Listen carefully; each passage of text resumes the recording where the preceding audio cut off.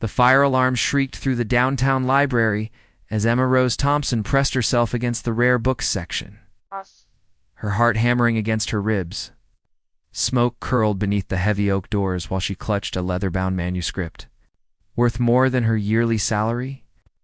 This wasn't supposed to happen. The plan had been simple, clean, victimless. But now flames licked at the windows, and she was trapped with stolen property that could destroy everything she'd worked for 3 hours earlier. Emma had been the picture of innocence, adjusting her wire-rimmed glasses as she catalogued new arrivals. Her brown hair fell in careful waves around her shoulders. Her modest cardigan suggested nothing more dangerous than late-night reading sessions with her orange tabby whiskers. For 3 years, she'd been the library's most trusted employee, the quiet girl who lived alone and never caused trouble. But Emma Rose Thompson was living a lie. The morning had started with a text from Marcus Blackwood, her handler, containing just an address and a time. No pleasantries, no explanations. Aft!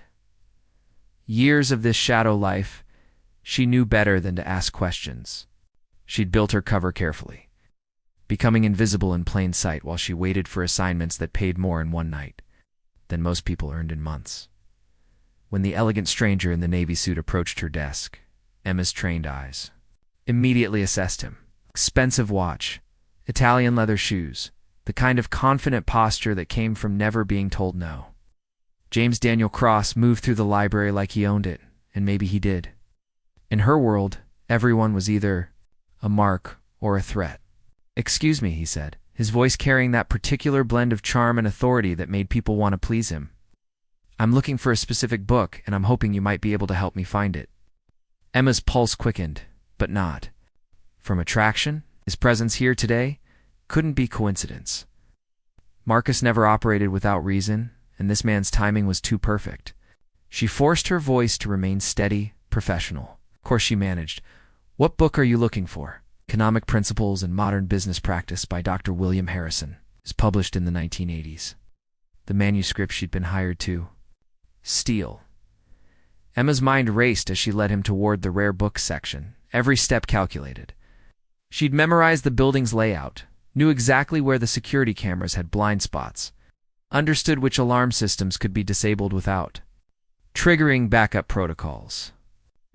But James Cross's presence changed everything. "You're familiar with Dr. Harrison's work?" he asked as they walked. "I studied economics in college," Emma replied, the lie rolling off her tongue with practiced ease. The truth was darker. "Studied human psychology, criminal justice, advanced computer systems before." Marcus recruited her from a juvenile detention center where she'd been serving time for hacking government databases. The shy librarian persona was just another tool in her arsenal. When she handed him the book, their fingers brushed. James smiled with genuine warmth, and for a split second, Emma felt something crack in the armor she'd built around her heart. He wasn't what she'd expected. There was kindness in his green eyes, real appreciation for her knowledge. "Thank you so much for your help," James said. "I'm James, by the way." James Cross. "Emma Thompson," she replied, wondering if he could hear the deception in her voice. "Emma, this might be forward of me, but would you like to have coffee sometime?" The invitation hit her like a physical blow. In her world, personal connections were weaknesses, vulnerabilities that could be exploited. She'd spent years avoiding exactly this kind of complication. But something about James made her want to say yes, made her remember the girl she'd been before Marcus found her. "I don't really ... she stammered, genuinely flustered for the first time in years. James immediately backed off his expression, softening. "I'm sorry if I made you uncomfortable. Please don't feel any pressure." His respectful response surprised her. Most men in her experience took what they wanted without asking. The gentle way he gave her space to choose felt foreign, dangerous in its own way. "It's not that I don't want to," Emma heard herself saying. "It's just that I'm not very good at social situations." The truth slipped out before she could stop it. She wasn't good at real social situations, only the manufactured ones where she played a role. With James, she felt exposed, vulnerable in a way that had nothing to do with her. Cover. "There's nothing wrong with being shy, Emma. How about chapter and verse down the street? We could just talk about books. No pressure. Emma knew she should decline. Getting involved with him would complicate everything, especially since she was planning to rob the library that housed his father's favorite book. But the loneliness she'd buried under years of deception suddenly felt overwhelming. "Okay," she whispered. "I'd like that." Saturday at 2? Saturday at 2 sounds perfect. As James left with his book, Emma watched him go with a mixture of anticipation and dread. She'd broken her own cardinal rule by accepting his invitation. But for the first time in years, she wanted something more than just survival. That evening, she called Marcus from her apartment, stroking whiskers as she spoke. "There's been a complication," she said when he answered. "What kind of complication?" "James Cross showed up at the library today. He asked for the Harrison manuscript specifically." Silence stretched between them before Marcus spoke again. "Interesting. Did he seem to know you?" "Too convenient. Someone tipped him off. Or someone wanted you two to meet. Either way, proceed as planned. If Cross becomes a problem, eliminate him." The casual way Marcus discussed murder made Emma's stomach churn, but she'd learned long ago not to show weakness. "Understood, Emma?" Marcus's voice carried a warning. "Don't let sentiment compromise the mission. You know what happens to operatives who develop feelings for their targets." After hanging up, Emma stared at her reflection in the dark window. She'd been living this double life for so long that sometimes she forgot which version of herself was real. But James's smile had stirred something she'd thought was dead. And now she had less than 2 days to decide whether to betray him or destroy everything she'd built. Outside her window, the city glittered with possibilities and threats. Tomorrow, she would begin surveillance on James Cross. By Saturday, she would either be sitting across from him in a cozy cafe, pretending to be someone she wasn't, or she would be preparing to disappear forever. The fire alarm in her memory seemed to echo through her apartment as Emma realized that no matter what choice she made, someone was going to get burned. Emma crouched on the fire escape outside James Cross's penthouse apartment, rain soaking through her black tactical gear as she peered through the floor-to-ceiling windows. The luxury of his space was staggering original artwork, marble surfaces, a view of the city that cost more per month than most people's homes. But it was the man himself that made her breath catch. James stood at his kitchen island, sleeves rolled up, preparing what looked like an elaborate dinner. His movements were precise, confident, the same way he'd moved through the library. But here in his private sanctuary, she glimpsed something different. Loneliness, perhaps. The way he paused to stare out at the city, wine glass forgotten in his hand, Emma forced herself to focus on the mission. She'd spent the last 2 days learning everything about James Daniel Cross, CEO of Crosstech Solutions. Inherited wealth, clean reputation, to clean. In her experience, men with that kind of power always had secrets. She just hadn't found his yet. Her earpiece crackled to life. "Status report. Target is alone in his apartment," Emma whispered. "No obvious security measures beyond. The standard building protocols. Good, the cafe meeting is tomorrow. Get close to him. Find out what he knows about the Harrison manuscript. Then proceed with extraction." Emma's jaw tightened. "And if he's innocent?" "No one is innocent, Emma. You know that better than anyone." The line went dead, leaving her alone with the rain and her doubts. 24 hours until she sat across from James and pretended to be smitten with his charm while she gathered intelligence. The thought made her sick. But as she watched him through the window, something shifted. James wasn't alone after all. A woman emerged from what must have been his bedroom, tall and elegant, in an expensive dress. She moved to him with familiarity. Sliding her arms around his waist from behind, Emma's stomach dropped. Of course he had someone. Men like James Cross didn't ask shy librarians out for coffee unless they had ulterior motives. The sweet, respectful man from the library was just another mask, another player in whatever game was being played around the Harrison manuscript. She was about to retreat when James stepped away from the woman, his body language suddenly tense. Even through the glass, Emma could see they were arguing. The woman's face contorted with anger, her perfectly manicured hands gesturing sharply. James shook his head, his expression firm but not unkind. The woman slapped him. Emma instinctively leaned forward, her training warring with an unexpected surge of protective anger. James didn't retaliate, didn't even raise his voice. He simply turned away, walking to his bar cart with the same measured control he'd shown. At the library, the woman gathered her purse and stormed out, leaving James alone again. He poured himself a drink and returned to the window, so close that Emma could see the red mark on his cheek. For a moment, their eyes seemed to meet through the glass, and Emma's heart hammered with the fear of discovery. But James was looking through her, lost in his own thoughts. Whatever had happened between him and the woman, it had shaken him more than he wanted to admit. Emma made her decision. She had to know who James Cross really was before she could decide whether to destroy him. The next afternoon, Chapter and Verse Cafe felt like stepping into another world. Warm light filtered through tall windows, casting golden patterns across worn wooden tables surrounded by towering bookshelves. The scent of coffee and old paper created an atmosphere of scholarly comfort that almost made Emma forget why she was there. James was already waiting, and when he looked up from his book, his smile was so genuine that Emma felt another crack in her armor.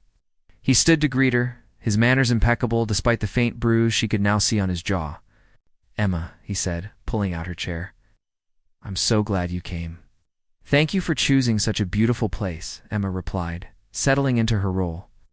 The shy librarian, who was overwhelmed by his attention, charmed by his thoughtfulness, ordered coffee and pastries, falling into conversation that felt surprisingly natural. James asked about her favorite books, her thoughts on economics, her life outside the library. Emma found herself answering with more honesty than she'd intended, sharing carefully edited versions of real experiences. "I notice you're wearing a different perfume today," James said, his observation catching her off guard. Emma's pulse spiked. She'd switched to a vanilla scent to match her innocent persona. But James, remembering her natural scent, meant he'd been paying closer attention than she'd realized. "I wanted to try something new," she said, deflecting with what she hoped was a shy smile. "I liked the other one better. It suited you." The comment was casual, but Emma heard the undertone. James was testing her, probing to see if she was who she claimed to be. The realization that he might be playing his own game sent adrenaline coursing through her veins. "Tell me about your father," Emma said, shifting the conversation back to safe territory. "The professor you're buying the book for."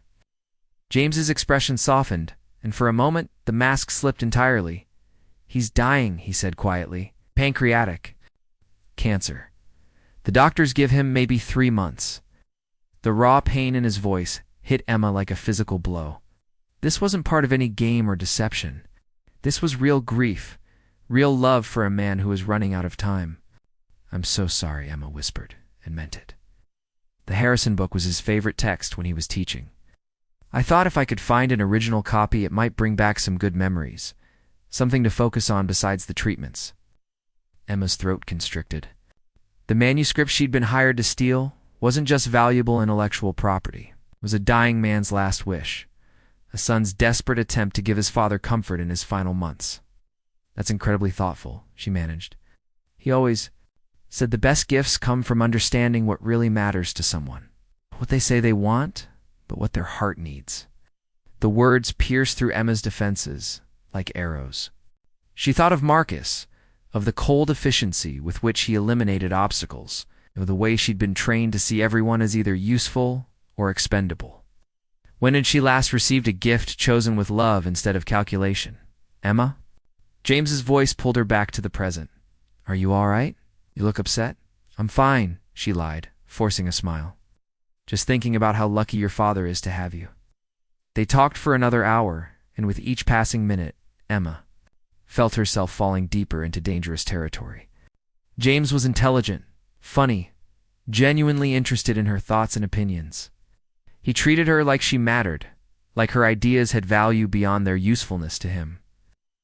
When he walked her back to the library, Emma's phone buzzed with a text. "From Marcus, Phase 2 tonight. Break into Crosstech offices." Find out what Cross knows about the manuscript's real value. Emma's hands shook as she read the message. She was supposed to betray James within hours of sharing coffee and conversation with him. The mission she'd accepted without question now felt like a betrayal of something precious and fragile. "You for this afternoon," James said as they reached the library steps. "I'd like to see you again, if you're interested." "I'd like that too," Emma replied, the words feeling like both a promise and a confession. As James walked away, Emma realized she'd reached a point of no return. She could follow Marcus's orders and destroy whatever was growing between her and James, or she could choose a different path entirely. Standing in the fading afternoon light, Emma made a decision that would change everything. She wasn't just going to steal from James Cross tonight. She was going to discover the truth about who he really was and why someone wanted them both destroyed.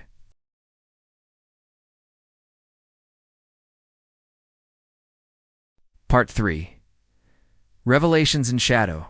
The Crosstech building rose 40 stories into the midnight sky, its glass facade reflecting the city lights like a crystalline tower. Emma scaled the emergency access ladder to the 35th floor, her movements fluid and silent despite the winds that whipped around the building's edge. 3 years of training had made her body a precision instrument, capable of things that would have terrified the innocent librarian she pretended to be. But tonight, fear crawled up her spine for entirely different reasons. She'd been lying to herself about this mission from the beginning. The Harrison manuscript wasn't just valuable because of its economic theories. According to the files she'd hacked from Marcus's encrypted servers, it contained handwritten notes in the margins, notes that detailed a conspiracy involving government, contracts and illegal arms deals worth billions. James's father hadn't just been a professor. He'd been a whistleblower who'd tried to expose the truth before disappearing into academic obscurity. Emma slipped through the window she'd jimmied earlier, landing soundlessly in James's corner office. The space was immaculate, masculine without being ostentatious. Family photos lined his desk, pictures of James with an older man who had the same green eyes and gentle smile. His father, she realized, her chest tightening with unwanted emotion. She plugged her USB drive into his computer and began the download, her fingers flying across the keyboard as she bypassed security protocols. But as the files transferred, she couldn't stop staring at those photographs. James at graduation. James and his father fishing. James visiting what looked like a hospital room where his father lay thin and pale but still smiling. The download completed just as footsteps echoed in the hallway outside. Emma's training kicked in instantly. She pocketed the USB drive and moved to the window. But the footsteps stopped directly outside James's office. The sound of a key turning in the lock made her blood freeze. James stepped into his office, still wearing the casual clothes from their coffee date. He moved to his desk without turning on the main lights, illuminating only the small lamp that cast shadows across his face. Emma pressed herself against the wall behind his bookshelf, barely breathing as he settled into his chair. But instead of working, James opened his desk drawer and pulled out a thick file. Emma recognized the label even from her hiding spot. Harrison Robert Classified. Her heart hammered as James spread photographs across his desk. Surveillance photos of Emma at the library, entering her apartment, meeting with Marcus in darkened parking garages. He'd been watching her just as closely as she'd been watching him. "I know you're here, Emma," James said quietly, his voice carrying no anger, only sadness. "You might as well come out." Emma's mind raced through possible escape routes, but something in James's tone stopped her. This wasn't a trap. This was an invitation to stop running.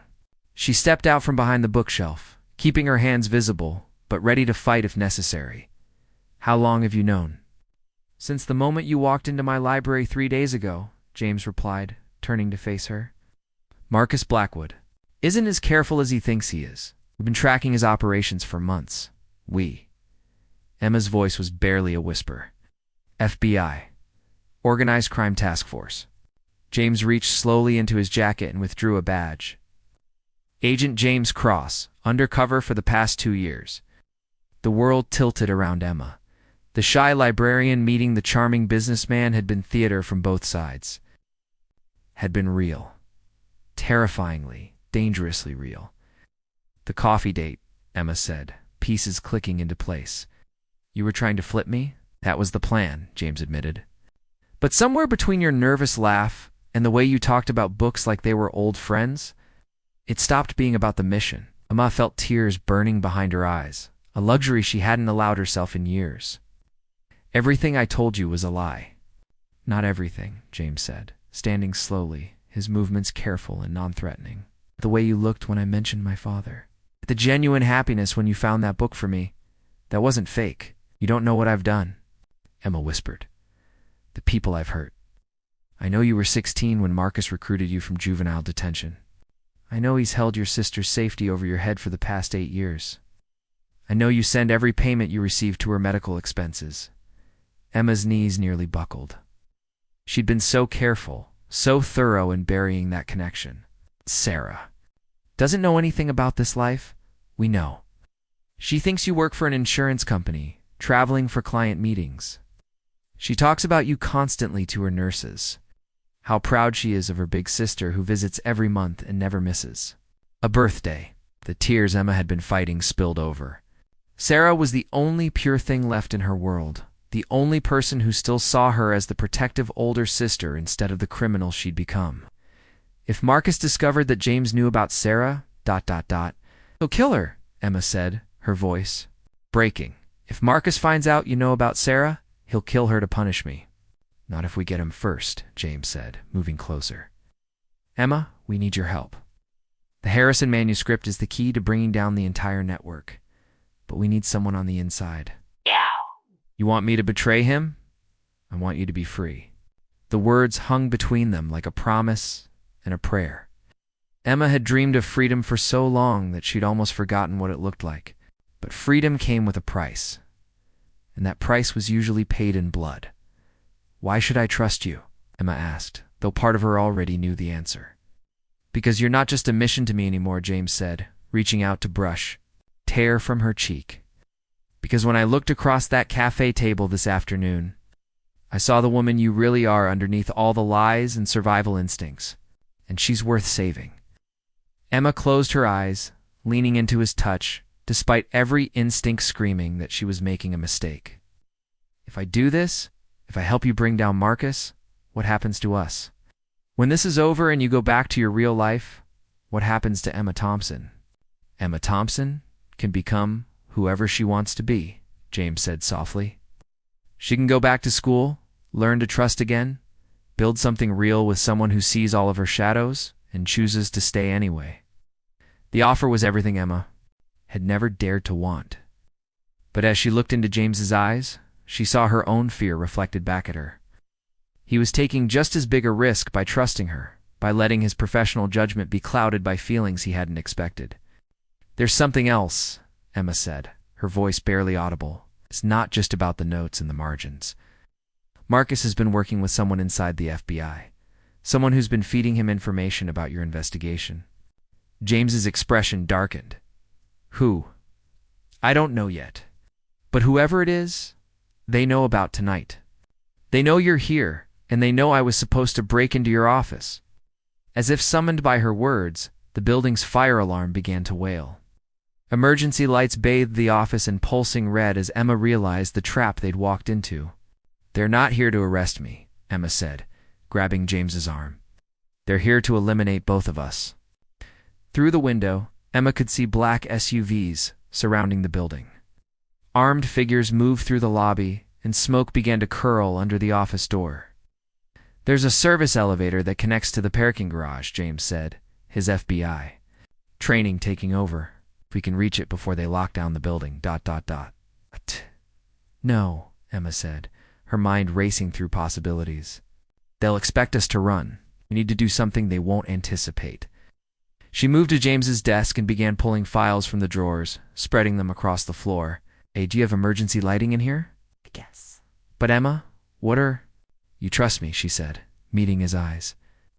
If we're going to survive tonight, if we're going to save Sarah and bring down Marcus, we need them to believe we're dead. As the smoke grew thicker and footsteps thundered in the hallway outside, Emma began to set the stage for their own deaths, knowing that their only chance at life lay in becoming ghosts. The fire she was about to set would burn away their old identities, leaving only the truth of what they'd found in each other. But first, they had to survive the flames. The service tunnel beneath Crossteck's parking garage reeked of gasoline and smoke as Emma and James crawled through absolute darkness, their breathing harsh in the confined space. Above them, the building burned with the controlled precision. A professional arson designed to destroy evidence and eliminate witnesses. Emma's plan had worked. Scattered files, the broken window, the carefully placed blood samples from James's desk drawer had created the perfect illusion of a violent struggle ending in death. By morning, the authorities would find what appeared to be the charred remains of FBI agent James Cross and his suspected criminal contact, Emma Thompson. But survival was only the beginning. There, James whispered, pointing to a maintenance hatch 20 feet ahead.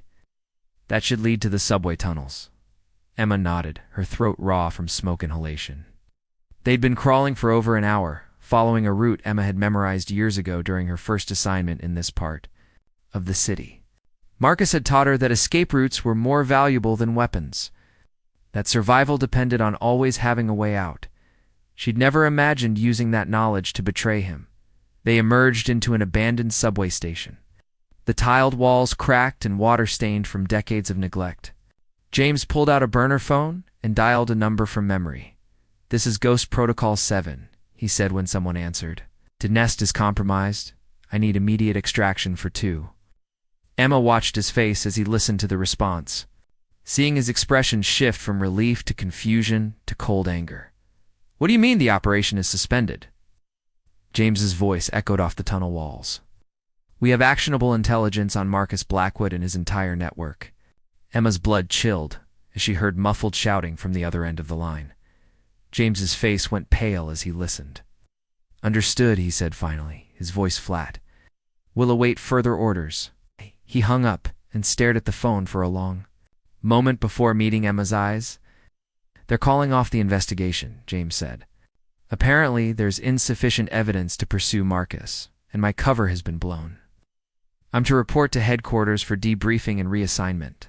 "That's impossible," Emma said. "I gave you everything. Financial records, client lists, assassination contracts, enough evidence to put Marcus away for life." "Evidence that conveniently burned up in that fire," James replied, "along with the only 2 people who could testify to its authenticity." The implications hit Emma like a physical blow. The mole inside the FBI hadn't just been feeding information to Marcus. They'd been orchestrating this entire scenario, using Emma and James as pawns in a much larger game. "We need to get to Sarah," Emma said, panic rising in her chest. "They've burned the investigation. Marcus will tie up loose ends. She's not safe." James nodded grimly. "How long would it take to get to her facility?" 3 hours by car, but we can't use normal transportation. They'll be monitoring everything." Emma's mind raced through possibilities. "There's a safe house Marcus doesn't know about 2 hours from here. We can regroup there, figure out our next move." As they made their way through the tunnel system, Emma's phone buzzed with an incoming message. The number was blocked, but she recognized the cadence of the words immediately. "Your performance tonight was adequate. Report to the usual location. In 6 hours, for new assignment, cleanup recommended." Marcus thought she was still his loyal operative, still following orders without question. The message meant he believed James was dead and Emma had completed her mission successfully. "He wants to meet," Emma said, showing James the message. "This might be our only chance to get close to him. It's too dangerous. If he suspects even a second that you've turned, he won't," Emma said with more confidence than she felt. "I've been playing this role for 8 years. One more performance won't kill me." "It might," James said, catching her arm. "Emma, we can find another way. We can disappear, start over somewhere safe. I can get new identities for both you and Sarah." Emma looked into his eyes and saw not just concern for her safety, but genuine love. It was everything she'd never allowed herself to hope for, a future where she could be someone other than Marcus's weapon. But it was also an impossible dream. "Sarah can't travel," Emma said quietly. "Her condition requires specialized treatment, equipment that only exists in a few facilities. If we run, she dies. Oh. If I don't finish this, Marcus will make sure she dies anyway. James's jaw tightened, but he nodded. He understood the mathematics of impossible choices. The safe house was a small cabin hidden in the woods outside the city. One of a dozen properties Emma had purchased over the years using false identities. She'd stocked it with supplies, weapons, and enough cash to disappear forever if necessary. As they settled in to plan their strategy, James's phone rang. The caller ID showed his supervisor's name, Agent Cross. Thank God, we heard about the explosion at Crosstech. Are you injured? Emma could hear the relief in the voice through the speaker, but James's expression remained suspicious. I'm fine, James said carefully. What's the status on the Blackwood investigation? That's what I'm calling about. We've received new intelligence. That changes everything. Marcus Blackwood isn't the head of this organization. He's middle management. The real power is someone much higher up the food chain, who, Deputy Director Sarah Chen. She's been using the FBI's resources to eliminate her competition while building her own criminal empire. Marcus Blackwood works for her. Emma's world tilted violently. The name was familiar, but from where? Then it hit her like a sledgehammer to the chest. Dr. Sarah Chen. The doctor who'd been treating her sister for the past 3 years? The doctor who'd insisted on experimental treatments that kept Sarah alive, but perpetually dependent on expensive care. The doctor who'd somehow known exactly how much Emma could pay each month. Emma's sister wasn't being kept alive by the money Emma sent. She was being kept sick to ensure Emma's continued cooperation. James, Emma whispered, her voice breaking. Sarah Chen is my sister's doctor. James's face went white as the pieces fell into place. Emma, we need to get to your sister. Now. It's too late, Emma said, reading another message that had just appeared on her phone. Marcus wants to meet in 2 hours. If I don't show up, or if I show up with backup, Sarah dies. Then we need a different plan, James said grimly. That saves your sister and brings down Chen's entire operation. Emma looked at the weapons spread across the cabin's table, then at James's determined face. She'd spent 8 years following orders, playing by other people's rules, letting fear dictate her choices. Tonight, she was going to write her own ending. I have an idea, Emma said, picking up her phone to call Marcus. But you're not going to like it. As she dialed the number, Emma realized she was about to do something she'd never done before. She was going to tell Marcus Blackwood exactly what she thought of him, and then she was going to destroy him. The abandoned warehouse on the docks smelled of rust and old fish, its broken windows offering glimpses of the harbor where ships moved like ghosts through the pre-dawn fog. Emma stood in the center of the vast space, her hands raised in apparent surrender as Marcus Blackwood's men emerged from the shadows with weapons drawn. But Emma Rose Thompson had never been better prepared for a fight in her life. You're late, Marcus said, stepping into the pale light cast by industrial fixtures hanging from the ceiling. At 52, he still moved with predatory grace, his silver hair and expensive suit unable to disguise the violence that lived behind his cold eyes. Traffic, Emma replied, her voice carrying just the right note of exhaustion and submission. It's been a long night. Marcus circled her slowly, his footsteps echoing in the cavernous space. Indeed it has. Agent Cross proved more resourceful than anticipated. I trust his death was sufficiently permanent. The building collapsed on top of him, Emma said. If the fire didn't kill him, the debris finished the job. Excellent. In the Harrison manuscript. Emma pulled a leather portfolio from her jacket and held it out. Original copy, just as requested, though I still don't understand why it was. Worth all this trouble? Marcus smiled, the expression never reaching his eyes. Knowledge is power, Emma, and power must be carefully controlled. Dr. Harrison's research threatened certain arrangements that have proven quite profitable over the years. He opened the portfolio and examined the documents inside, his expression shifting to satisfaction. Emma watched him, counting seconds, waiting for the perfect moment. You've served well these past 8 years, Marcus continued. Loyal, efficient, unquestioning. Exactly what I hoped for when I recruited you from that detention facility. About that, Emma said, her voice hardening. I have some questions. Marcus looked up, his eyes narrowing at the change in her tone. Questions. Like why my sister's doctor is Deputy Director Sarah Chen. Like why Sarah's treatments keep her alive but never actually cure her. Like why you never told me I was working for the FBI? The warehouse fell silent, except for the distant sound of waves against the dock. Marcus's men shifted nervously, sensing the change in atmosphere, but not understanding its source. Clever girl, Marcus said softly. Long have you known? Long enough to realize I've been playing in someone else's game without understanding the rules, Emma replied. But not long enough to save all the people you made me hurt. Marcus's hand moved toward his jacket, but Emma was faster. The portfolio she'd handed him wasn't just a decoy filled with worthless papers. It was a remote detonator disguised as a book binding, and she'd just activated it with her phone. The explosions erupted simultaneously from 6 points around the warehouse's perimeter. Not enough to bring down the building, but sufficient to seal every exit and trap everyone inside. Marcus's men spun in confusion as smoke filled the air, and emergency lighting cast everything in hellish red. You always taught me that the best weapons are the ones your enemy never sees coming, Emma said, pulling 2 pistols from concealed holsters. Thanks for the lesson. The firefight was brutal. In brief, Emma had spent years training for this moment. Muscle memory guiding her movements as she used the warehouse's industrial equipment for cover. Marcus's men were skilled, but they'd made the fatal mistake of underestimating the weapon they'd created. When the gunfire stopped, only Emma and Marcus remained standing in the smoke-filled warehouse. Impressive, Marcus said, blood seeping from a wound in his shoulder. But ultimately pointless. Even if you kill me, Sarah, Chen will ensure your sister dies slowly and painfully. You've accomplished nothing, except guaranteeing more suffering. You're right about one thing, Emma said, keeping her weapon trained on him. This is pointless. She lowered her gun. Marcus smiled triumphantly and reached for his own weapon, but Emma's next words stopped him cold. Because Sarah Chen is already dead.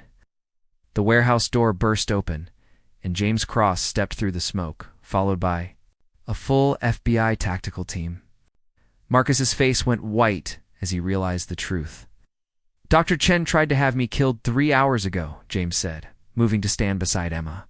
Fortunately, Emma's message gave us enough warning to set up our own trap. Chen's in federal custody, along with her entire network? Impossible, Marcus breathed. The safe house, the extraction orders, ... All fake, Emma said. We fed you exactly what you wanted to hear while we dismantled your organization piece by piece. Every client, every account, every dirty secret you thought was hidden, we have it all. Marcus looked around the warehouse, seeing his life's work crumbling in real time. My men, the backup teams. Already captured, James said. It's over, Marcus. The only question now is whether you cooperate or spend the rest of your life in solitary confinement. For the first time in 8 years, Emma saw something she'd never thought possible. Marcus Blackwood looked afraid. What about Sarah? Marcus asked, his voice hoarse. Your sister? Emma's expression softened for the first time since entering the warehouse. Sarah is free. The experimental treatments weren't keeping her sick. They were slowly curing her. Chen was playing a longer game than even you knew. Sarah will make a full recovery. Marcus laughed bitterly. So you get everything. Freedom, justice, love. He glanced between Emma and James. How wonderfully American, no? Emma said quietly. I get a chance. The chance to find out who I am when I'm not afraid. The chance to build something real with someone who knows all my secrets and chooses to stay anyway. The chance to be the sister Sarah deserves. As federal agents moved in to arrest Marcus, James took Emma's hand. Are you ready for this? For a life without shadows and running? Emma looked around the warehouse where she'd finally confronted her past, then at the man who'd helped her find her future. Through the broken windows, she could see dawn breaking over the harbor, painting the sky in shades of gold and promise. I think Emma Thompson is ready to retire, she said, squeezing James's hand. Maybe it's time for Emma Cross to try living for a while. James smiled, the expression transforming his face with joy. I love the sound of that. 6 months later, Emma stood in the children's section of a small library in Portland, reading to a group of wide-eyed kindergartners while autumn sunlight streamed through tall windows. Her brown hair was shorter now, her style more confident, her smile genuine in a way it had never been before. James found her there after work, leaning against the doorframe as she finished the story about a princess who saved herself when the children had been collected by their parents. He approached with 2 cups of coffee and a familiar warmth in his green eyes. "How was your day?" he asked, kissing her cheek. "Perfect," Emma replied, meaning it. "Sarah called this morning. She's been accepted to the graduate program at Northwestern. Full scholarship." "That's incredible," James said, pulling her close. "She'll make an amazing doctor." "She will," Emma agreed, still amazed by how normal her life had become. How precious normal could be when you'd never had it before. They walked home together through the tree-lined streets of their new neighborhood, past houses with front porches and gardens where ordinary people lived ordinary lives. Emma had never realized how beautiful ordinary could be. That night, as they sat on their own porch watching the stars emerge in the clear sky, James handed Emma a small wrapped package. "What's this?" she asked. "An early wedding present," James said, his eyes twinkling with mischief. Emma unwrapped the package to find a first edition copy of Economic Principles and Modern Business Practice by Dr. William Harrison. But this wasn't the manuscript from the library. This was a clean copy, unmarked by conspiracy or violence. "Your father?" Emma asked softly. "He wanted you to have it? He said anyone who could appreciate Harrison's work deserved to build her own theories about how the world should work." Emma traced the book's cover with gentle fingers, thinking of James's father, who died peacefully in his sleep 2 months earlier, surrounded by family and love. The kind of death Marcus's victims had never been allowed. "I have a theory," Emma said, setting the book aside and turning to face James fully. "What's that?" "I think people aren't born good or evil. I think we become who we choose to be, one decision at a time. And I choose to be someone worth loving." James cupped her face in his hands, his thumbs brushing away tears she hadn't realized were falling. "You always were, Emma. You just needed time to see it," as he kissed her under the stars. Emma marveled at the journey that had brought them here. From deception and betrayal to truth and trust, from loneliness and fear to love and hope. She'd spent 8 years believing she was Marcus's weapon, Sarah Chen's pawn, a victim of circumstances beyond her control. But in the end, she'd discovered the most powerful truth of all. She was Emma Rose Thompson Cross, and she was finally free to write her own story. The end.